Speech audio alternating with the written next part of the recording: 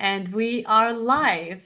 Hello, hello, everyone. Good afternoon. We are here today.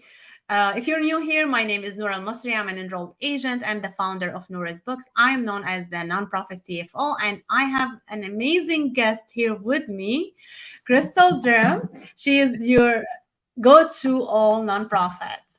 And welcome, Crystal. Thank you so much for joining me today. I will let you tell them about what you do and yeah, just introduce Yeah. yourself more. Hello, Lord. Thank you for having me on today. And I am Coach Crystal Durham. I am your go to for all things nonprofit. So anything you need done, start, finish, funding, we help you from formation to funding. And so in every area of the nonprofit spectrum. And so I'm just excited to be here and to answer any questions that anybody may have as well. Awesome. Thank you so much for joining me. We're so excited, guys, because we are here to talk about nonprofits. Do we need more nonprofits in the communities and also to know more about Crystal? So, if you have any questions, make sure you put in the comments and we will be happy to answer as we go on the conversation. And we will have links to reach out to us and to join Crystal as well, or to book a call with any one of us. So you will stay with us and ask your questions now, and we will dive in. So, Crystal, I just want to ask you first, like, how did you get into nonprofit? And I know also you have your own nonprofit. Yeah, so I got into nonprofit um by God. Like I remember years ago, right? I was operating a nonprofit and I didn't know it.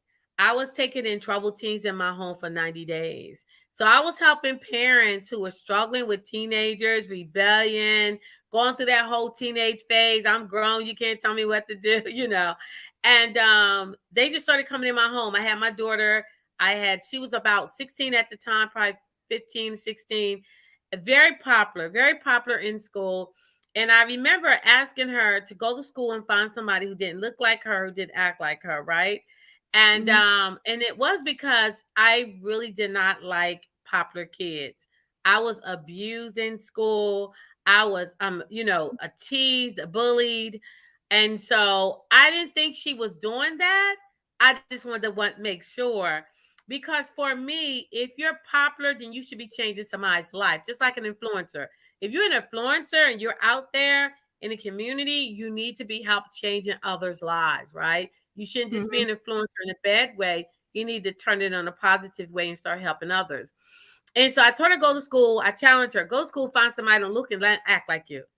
And so, Yeah. to my surprise, 2 weeks later, she calls me from school. Mom, I met this new friend. I want to bring her to our conference. We had a youth conference that weekend. We had an amazing youth group. And so I said, sure. She brought her home. Sure enough, the girl was very shy, had her face covered, kept her mouth covered when she talked.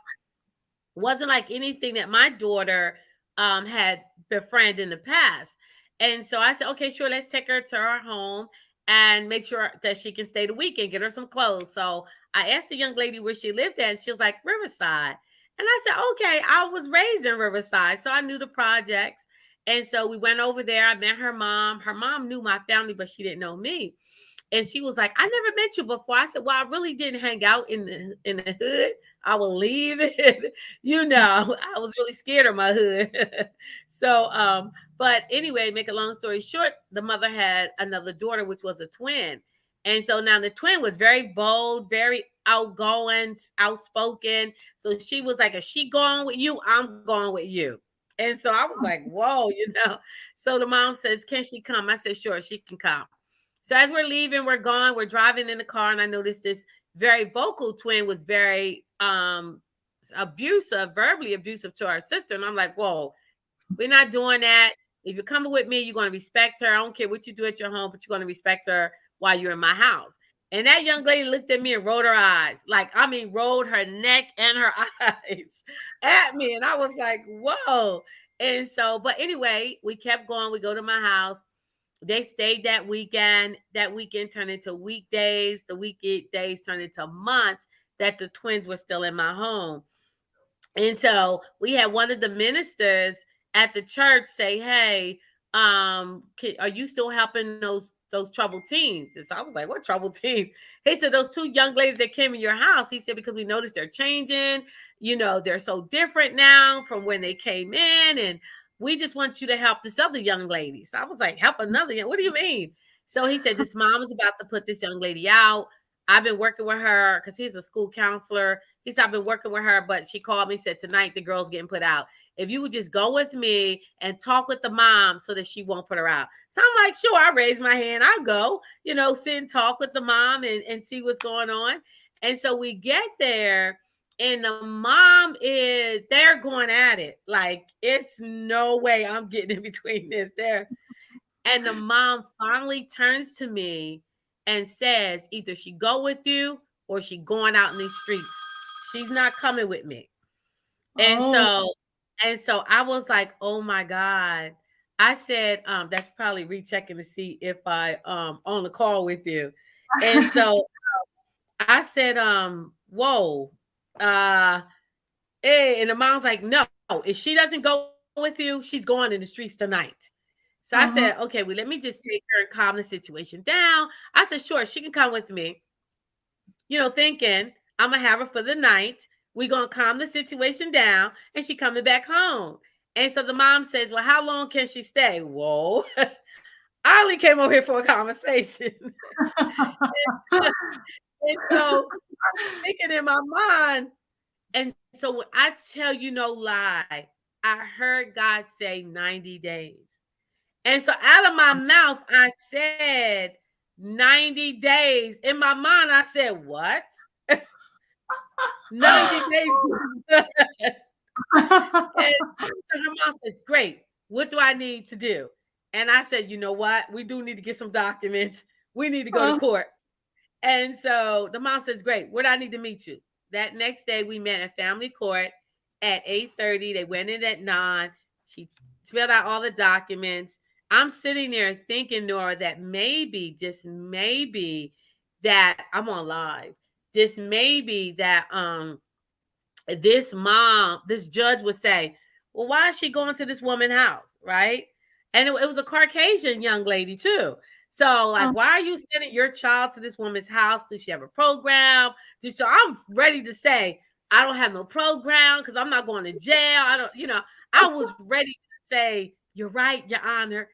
That judge did not say anything other than how long she's staying, 90 days. You give her permission. Okay, boom. She has authority over your daughter now for 90 days. And my heart Wow. dropped. Like, what? I'm literally taking these girls home.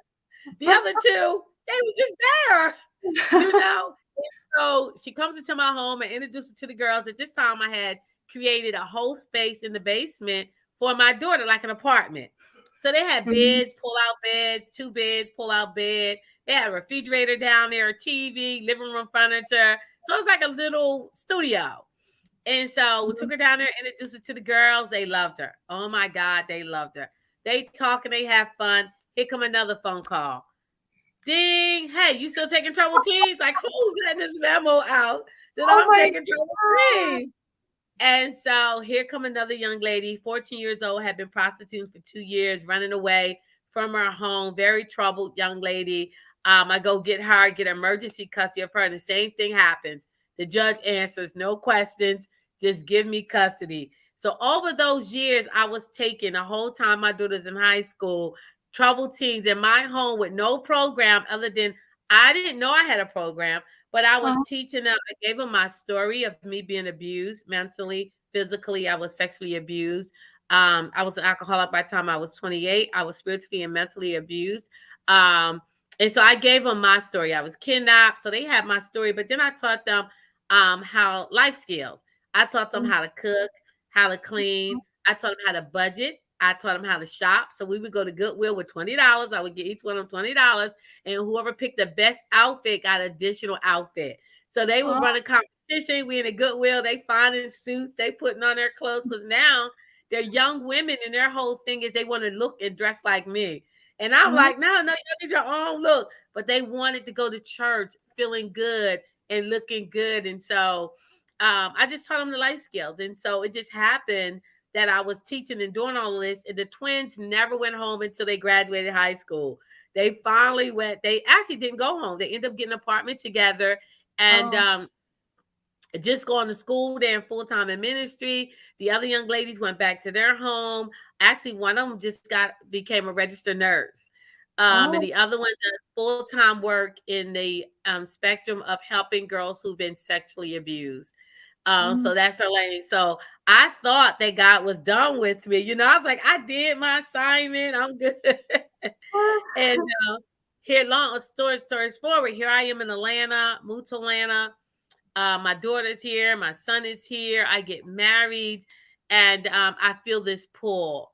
mm, I'm working for a nonprofit daycare after school program, and I feel this pull that I wasn't fulfilling purpose, that God still has something that He wanted me to do. And so I'm just ignoring that pull. Like, I just took my sister's children in. I'm raising her four. I got my oh, husband's kids. We not taking no troubled teens in the mix of this because they already troubled. So I'm like refusing within myself, but the pull was still there. And I mm, remember the day that I got fired from the job, and I came home to my husband and I said, I have to start this nonprofit. I oh, have to help foster children who age out the system. I have to help them. And I didn't understand fully what that all meant. I didn't even mm, really understand that I was qualified to help because I wasn't a foster parent. But I mm, went through most of the things that foster children have gone through, being sexually abused, being physically and mentally abused, being kidnapped. So I mm, went through the things that they went through, even though I wasn't in the system. And then having my sister's children, the reason why we got them out of foster care because we didn't know what was going to happen to them. You yeah, know, they grew up in the system, if they age out the system. And so that's why we did not let them stay in the system and we end up raising them. And so I started 90 Days of Love Crisis oh, Center for age out foster youth. wow, amazing, It's amazing. You insane. tried to run away from it, but Yes, no, you have to it- do this. Awesome. No, yes, amazing. Wow, this is a great service for the youth and for the communities, because yes, like if you don't take care of these youth, they're gonna become adults and they will be a trouble for the yes, community. This is yes. amazing. Thank you so much for It's doing this. 27, like 27,000 youth aged out the foster care system with no place Well, to call home. mm-hmm, 700 of them are here in Atlanta that age out the system every year. This is not one year, this is every single year. oh, 700 children will age out the system in Atlanta and 27,000 nationally will age out the system with no place to call home. And so mm, I'm excited because I just helped three other nonprofits who are going to be helping age out foster youth, provide yeah, housing, to help them get resources so they can help move them along and help them to get over their trauma. That's going to be the biggest hurdle that they get through the trauma that they experience. And so starting my nonprofit was my purpose. Now, where I'm at now, helping people, it was definitely God's purpose. Both of them is God's purpose, but that was just a push, that was just a real push now because so many nonprofits are needed in the mm, community.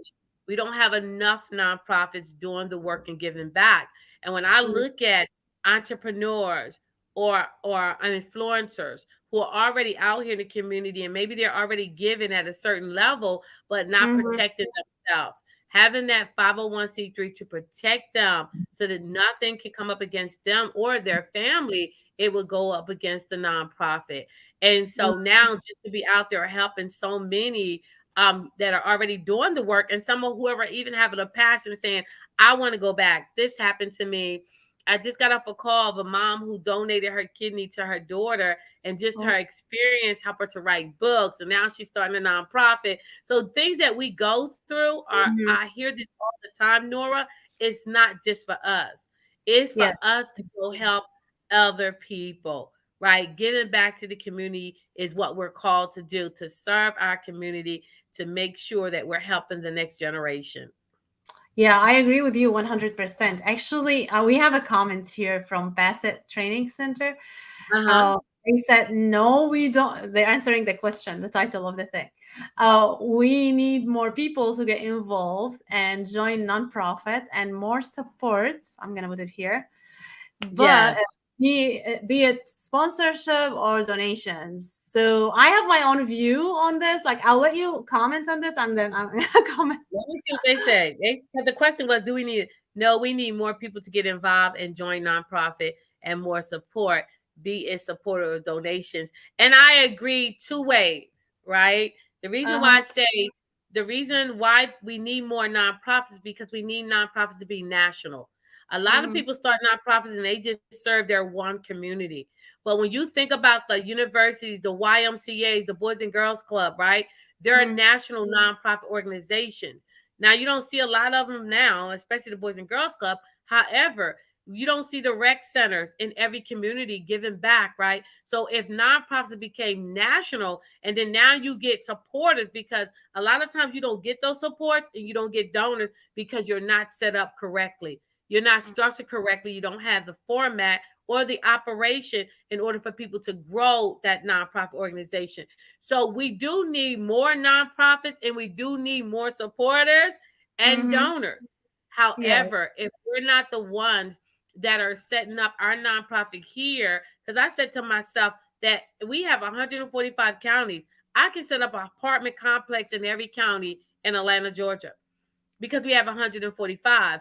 But I want to set it up national as well. So once I get my house here, I'm going to another state and set up. And I think that's where we stop our thinking. We do that one thing, we help that one person. But when we go nationally, we're able to help more people. And so we do need more nonprofits. It actually should be a nonprofit takeover. If we got government, right? We got all these government assistance in every state. That's national, all over. But those assistance doesn't take us to the next level. They don't help us to go get the resources in order to better ourselves. When I got better myself, I was on the public assistance, I was on welfare, I was on Medicaid, food stamps, I was on that. But they didn't help me get to where I need to go. I had to reach out to a nonprofit. And who was that nonprofit? Dress for Success. So I had to reach out to other organizations in the community that helped me land my first corporate job. Right? It wasn't it wasn't the government. It was another national nonprofit organization, and Just for Success is national. So it was another organization that I partner up with that had the sponsorship to help me to become the woman that I am today. Yeah, that's I totally agree. Plus, before anyone start a nonprofit, I would tell them, okay, just think about it. See what you have to do, how to Mhm. start it. Don't minimize, like if you want to start your nonprofit, I think, okay, you have to think it is a business. It's not Mhm. just a nonprofit. It's a business classified as a nonprofit because you are here to help the government, because Mhm. government doesn't want to do everything. They have funding on the state level, county level, federal level, and corporation level, like everywhere, so for you Mhm. available. But there's a lot of funding no one touches because Yes, no one knows exactly. how to get ready for that. Right. So before you start, you have to educate yourself, you have to get coaching, you have to consult with people Mhm. who really know. Not anyone just who has a nonprofit thinking that these people know because they have a nonprofit, because not everyone knows how to run a nonprofit. You have to really consult with people who knows exactly how to get there, how to start right, how to grow your nonprofit. You have to think on abundance mindset. Not okay, Yes. we don't have money, we cannot do anything. Okay, you have to ask yourself, how can we get money, how can we fund this program, who should we partner with? And like you said, like before, like collaboration is always, if Mhm. you want to the best, because if you want to go so fast, okay, you can go alone. But if you're gonna go so far, you need Right. other people help. So you always have to reach out to people. So yes, you have to start. We need more nonprofit, and there will never be enough because there's always more people need your help. But you need to do it the right way, so it's not just numbers.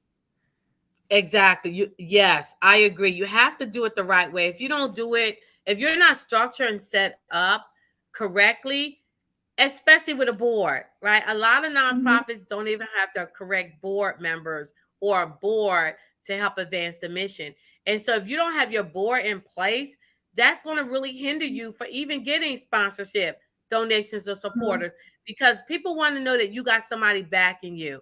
If something happens, that you have accountability. I think that's another thing people look for, being accountable. Who are Yeah. you accountable to, right? If you're accountable to yourself, most likely people are not going to invest in that. So you want to Mhm. make sure that you're accountable, that you have a bookkeeper, a treasurer, you have a secretary, you have a fundraiser, you have a committee, you have an what you call executive board, in Mhm. order to grow, but different roles in your nonprofit organization. And when people talk about growing their board, they normally throw their family members. And so Mhm. you don't want to do that. I can understand you starting out like that. It's actually out of compliance with the IRS. You want to make Yeah. sure that you have more than 30% of board members as family members. You want to really, if you believe in your vision, anybody on here who wants to start their nonprofit, if you believe in your vision, you can find people who believe in you, who Mhm. believe in your vision. But what they look for is that, how do you know how to do it? Like, are you going to run it correctly? Because people do not want to go to jail for you. So Yeah. what they're going to look at is, do you have the structure in place? And what I noticed, a lot of my students that come through my impact circle community, they start putting the structure in place and get the board members. And once they start doing that, then now people start giving and funding, because now they see, oh, they're not doing it alone. People Mhm. run for nonprofits who look like they're doing it alone. So you want to Yeah. make sure that you have a board in place, and we do need more structure, profitable nonprofits in place, not just a nonprofit. We don't need people just to go get a nonprofit. Mhm. We need people who's going to make a serious impact in the community. And that is why I always reach out and I look for entrepreneurs or influencers who are already doing this work, right? They're already serving their community. And those the people that we help to continue to structure and get everything in place to build a successful nonprofit organization and to protect their access. Mhm. Yeah, exactly. Yeah, thank you for that. Yeah, so and also I know you have a book. Yes, I have a book, man. So can you I tell us wrote about the this book? book right there. Where is that on this side? Profitable, how to build a profitable nonprofit organization, which is a step-by-step guide to fully fund your nonprofit organization. And you can go ahead and click the link and get that book off of Amazon. You can get it off of Amazon, have it shipped to your house, and start growing. I have so many things in there that I can never really share on a live or in one of my coaching sessions, because that book I really got detailed. I even got into the succession plan that you need to have in place for your nonprofit organization. And people don't even know that. They build these nonprofits, something happened, there's nobody in place. Churches do this. You hear churches, they something happened to the pastor, he gone, he's no longer here anymore. God has taken him home, and now the church is in an uproar because there was no succession plan. Who's going to lead? Who's the pastor? Then the church split because there was no order. So I even talk about that in my book, setting a succession plan, structure in place. So if anything was to happen to you, but you want your nonprofit to continue to do the work in the community, you have Mhm. that in place. Who's going to run it? How's it going to be ran? Who's going to take this? What's going to go? And your board gets permission to see that succession plan so that they can vote on and agree with it. Because you do not want to build this huge nonprofit organization and now all of a sudden it's an uproar because you didn't leave something in place. It's almost like leaving a will, a succession plan is. And it's, of course, is done by a lawyer. So those are things that people don't talk about when it Yeah. comes to the nonprofit, making sure that those things are structured. But this is what they learn when they come into my impact circle. I take you, I'm telling you, from the formation, which is that beginning, your first step, to the funding, so that you don't have to worry about how I'm gonna get the funding, where's the money gonna come from, how can I get sponsorships. We literally guide you you and walk you through that whole process. It's like I wanted somebody to take me by the hand. So I am being a me, Nora, to people. I am literally taking them by the hand and walking them through the steps, step by step, along with my team. I don't do this alone. Just like I don't run my nonprofit alone, I don't run my business. I don't know a Mhm. lot of things. Some people are expert, just like you're expert at getting those donors 10,000 dollars in 90 days from donors. You're expert at that. Grant Blake, who is my grant fundraiser strategist, he's an expert at that, right? I have Tina, who's my nonprofit compliance expert. That's her Mhm. field. I stay in my lane, but I brought a team together so that we make sure that everything that they need when they're starting their nonprofit journey, we meet those needs. Yeah, amazing. Yeah, this is good. Like, I mean, we have a comment here. I'm gonna put also because this is really Okay. interesting. I wanna wait. So Matt saying the issue, as I see, is that too many nonprofit founders are well intended, usually based on an emotional experience, but don't become experts in what they do. Crystal has become an expert. Yeah, again, as they, of Yes. course. Yes, So Matt. that, That is so true. Yeah, uh-huh. that's true, Matt. They do have an emotional connection, right? Because for me, I went through, being sexual abused. I was an alcoholic. I was kidnapped. I was raped. I was physical. And so I went through a lot, and it is emotional connected to it. Um, However, and that's why I found the need to help people in that area where they have this emotional connection. They have even some people that I met recently, they don't have emotional connection. They just want to give back. They just want to Mm-hmm. help some youth. They just want to help men. They just want to help. They just want to help, right? And so, but having that emotional connection or that passion to help the community, right? Learning the expertise behind it or hiring people to run the nonprofit organization, right? So if you have that backing, maybe Matt, you don't have an emotional connection, but you have a business, a for profit, and you want to give back to the community. Well, you can Mm-hmm. start your nonprofit, right? Donate to your nonprofit organization, get a tax write off for your for profit, and get somebody to run the nonprofit organization. You sit on the board, but now you're giving them your vision, and now you have somebody who's a CEO Mm-hmm. running the organization. So you don't have to sit there. You don't have to be the expert. We can hire people, and that's what we do. We come in with for 8-figure earners. We build out their nonprofit organization, and then we run it for them, show them what needs to be done, help build their board, get them all set up, hire their people. So you could be a person who say, I want a nonprofit, but I don't want to be the expert. I don't want to run it. I want to help fund it and Mm-hmm. hire people. So it is two reasons that people start a nonprofit. But everybody does not have to be an expert. They just need to be able to say, this is what I want to do, and put people in place who are the expert. Because I'm not an expert in every field of my business. I have people that help me. I don't know the back end on like you did this streamline. I don't know this stuff. I'm not getting on there trying to figure out streamline. I'm not doing that. What I am an expert at is bringing people, letting people turn their pain into purpose, right? Mm-hmm. Being helping them to equip them to do the work that they were called to do in the world. Yes, yes, exactly. And yeah, it is important to be emotional, like about the cause, because this is what the why behind the Hmm. thing. Like, okay, you want to do this because of your why. If it's a big Hmm. why enough, you will stay committed no matter what you face on the Hmm. way, because it's not like a road with roses and everything. You will have difficulties and you will have challenges. I wouldn't call them difficulties, challenges on the way you have to Hmm. overcome. You have to learn yourself, you have to bring on your team, you have to know who to bring on in order to get this going. I always tell people, like in my program, like the first person to hire is your assistant. Yes. That's the person to help you actually implement the strategy and the vision, and then after that you decide if you want to be running your nonprofit as an executive director or you want to hire that person.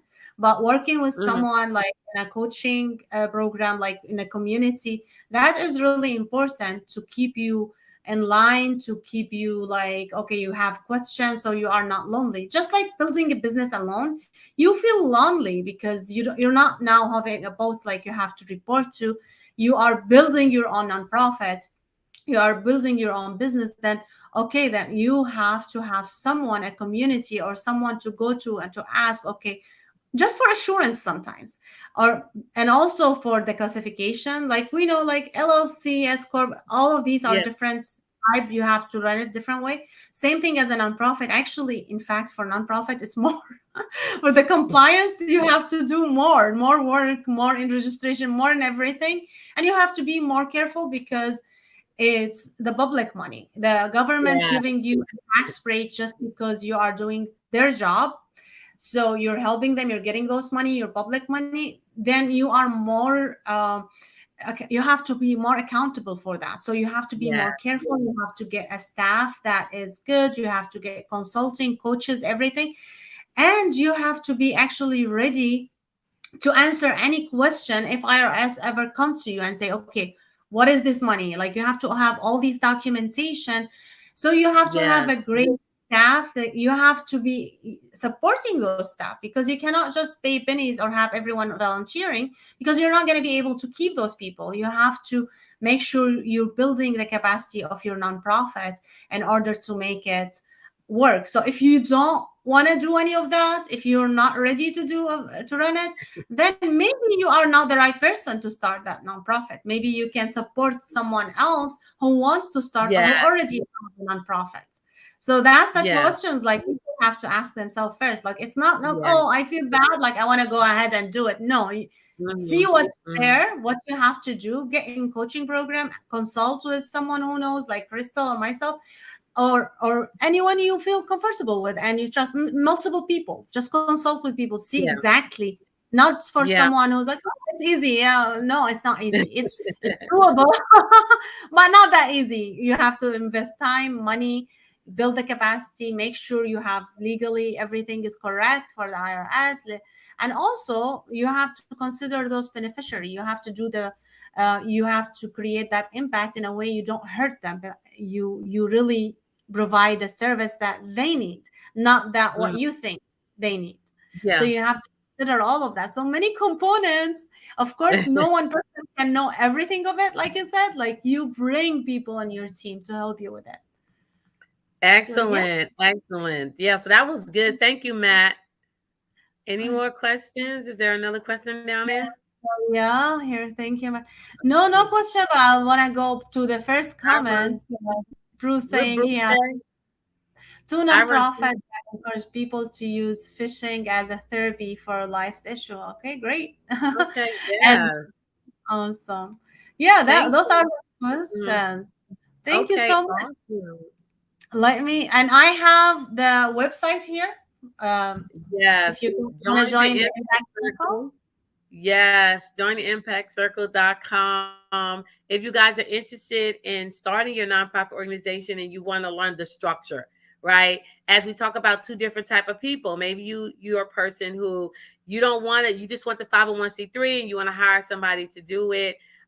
It's all there for you. We have all the services that you need to provide. But if you're a person who you're like, I want to get the nonprofit and I want to do it correctly, right? We have the structure to help you to build a profitable nonprofit organization. And so I'm excited. You can click join the impactcircle.com, or you can also book a consultation by DMing me on any platform, Mr. and Mrs. Durham on IG and Mr. and Mrs. Durham on Facebook. So you could definitely, that's another way to reach out to me, say, hey, I seen you on Nora's Live. I would like more information about the Impact Circle, and we can definitely get my team or myself to jump on a call with you. Awesome. Thank you. I have one more question for you. Okay, fire What's a away. common what's a common mistake you've seen people, because you work with so many people starting their nonprofit. What's a common Yes. mistake you see people always do? One of the common mistakes that I see people is it's taking money from their own pocket and putting family members as board. on their team. Mhm. Those are common mistakes that people do because they have that insecurity. They don't know. Can they trust people? They're in fear. So they gravitate to the first people. Oh, let me put this person on because it's my daughter, it's my son, and they're going to do what I tell them to do because it's my nonprofit. And so those are one of the common mistakes that we see, and taking money to fund their nonprofit is another one. Like, I'll just take it. I'm not going to ask nobody for money. I just take it out of my pocket, Mhm. not knowing that starting out asking people or get sponsorships for your nonprofit organization can benefit the organization, because maybe you can ask a sponsor for 500 and then next year turn to 5,000. Now you're Mhm. take 500 where you were able to help one family. Now you got 5,000 where you can actually help two to three families, right? More families. And so I think when we and people, founders, people who want to start their nonprofit organization, their first thought is, I'll do it myself. I'll Mhm. just get my family members. I'll take the money out my pocket. I'll just do it instead of asking and not protecting, and also not getting the documents or making sure that you're securing everything correctly the right way. So those are the biggest mistakes that I see that nonprofits do. And when you think about it, Nora, how sustainable can that be to Yeah, continue to take money from your pocket? It, it's insufficient, and yeah. people will get emotionally and financially drained, and their family's gonna Hmm. they're, Yes. yeah, I've seen a lot of people Yeah. doing that.